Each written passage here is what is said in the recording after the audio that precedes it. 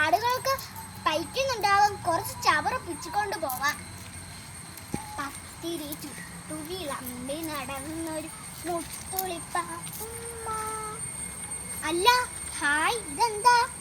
ഇന്നത്തേക്ക് ഇത് മതി. പത്തിരി ചുട്ടു വിളമ്പി നടന്നൊരു മുത്തുളിപ്പാത്തുമ്മ. അല്ല, നിങ്ങളെന്താ ഇവിടെ? എൻ്റെ ആടുകൾക്ക് കഞ്ഞിവെള്ളം കൊടുത്തില്ലല്ലേ? നിങ്ങളുടെ ആടുണ്ടല്ലോ, എൻ്റെ വീട്ടിലെ പുസ്തകവും കടലാസും ഒക്കെ തിന്നു തീർത്തു. നീ ഇനി ഒന്നും പറയണ്ട.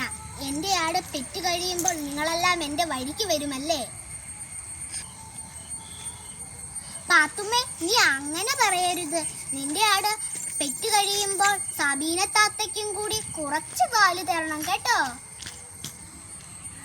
അല്ല, നിനക്കിനി പാലല്ല കിട്ടാൻ പോകുന്ന ഒറ്റ അടിയാ.